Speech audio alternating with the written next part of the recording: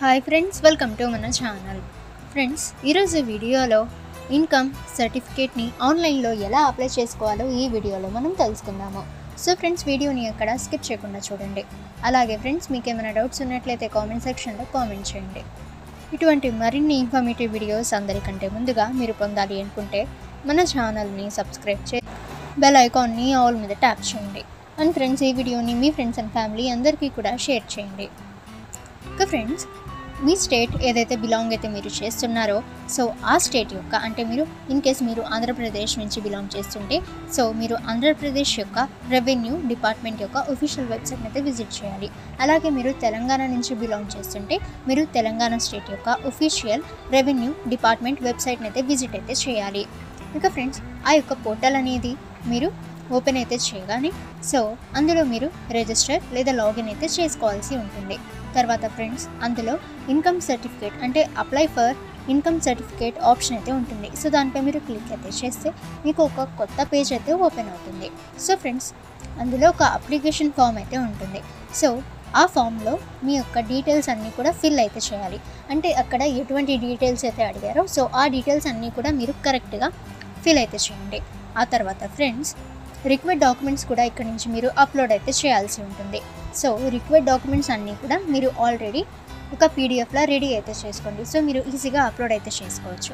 So friends, ఇక మీరు మీ యొక్క రిక్వైర్డ్ డాక్యుమెంట్స్ అన్నీ కూడా అప్లోడ్ అయితే చేసిన తర్వాత మీరు అప్లికేషన్ అయితే సబ్మిట్ అయితే చేయవచ్చు. In case friends fee pay చేయాల్సి ఉన్నట్లయితే సో పేమెంట్ పేజ్ అయితే ఓపెన్ అయితే అవుతుంది. ఇక అక్కడి నుంచి మీరు పేమెంట్ అనేది చేయాల్సి ఉంటుంది. సో నెట్ బ్యాంకింగ్ లేదా క్రెడిట్ కార్డ్, డెబిట్ కార్డ్ అయితే యూజ్ చేసి మీరు ఫీ అయితే పే చేయొచ్చు. తర్వాత ఫ్రెండ్స్, మీకు అప్లికేషన్ స్టేటస్ అనేది మీరు ట్రాక్ అయితే చేసుకోవచ్చు. సో మీకు ఒక నెంబర్ అయితే ఇస్తారు. సో ఆ నెంబర్ ద్వారా మీ యొక్క అప్లికేషన్ స్టేటస్ అనేది ఎక్కడి వరకు వచ్చింది అంటే అప్రూవ్ అయిందా లేదా అని మీరు ఇక్కడ నుంచి చెక్ అయితే చేయవచ్చు. ఇన్ కేస్ ఫ్రెండ్స్ మీ యొక్క అప్లికేషన్ స్టేటస్ అనేది కంప్లీట్ అయితే అయిపోతే అంటే సర్టిఫికేట్ అనేది రెడీ అయితే అయిపోతే ఇక్కడ నుంచి మీరు డైరెక్ట్గా సర్టిఫికేట్ అనేది డౌన్లోడ్ అయితే చేసుకోవచ్చు.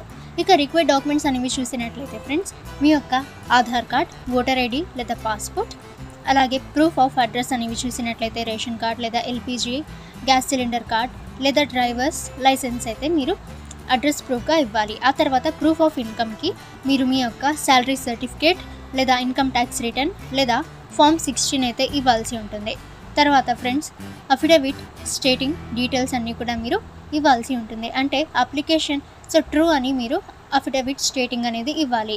సో ఫ్రెండ్స్, ఇవన్నీ కూడా రిక్వైర్డ్ డాక్యుమెంట్స్. ఇక ఫ్రెండ్స్, మీరు ఆన్లైన్లో కాకుండా మీరు ఆఫ్లైన్లో అప్లై చేయాలి అనుకుంటే ఇప్పుడు చెప్పిన రిక్వైర్డ్ డాక్యుమెంట్స్ అన్నీ కూడా తీసుకొని మీ నియరెస్ట్ తహసీల్దార్ ఆఫీస్కి వెళ్ళి కూడా మీరు అప్లై అయితే చేసుకోవచ్చు. ఓకే ఫ్రెండ్స్, ఈ ఇన్ఫర్మేషన్ మీకు యూస్ అయితే వీడియోని లైక్ చేయండి. ఇక ఫ్రెండ్స్, ఇటువంటి మరిన్ని ఇన్ఫర్మేటివ్ వీడియోస్ అందరికంటే ముందుగా మీరు పొందాలి అనుకుంటే మన ఛానల్ని సబ్స్క్రైబ్ చేసి బెల్ ఐకాన్ని ఆల్ మీద ట్యాప్ చేయండి.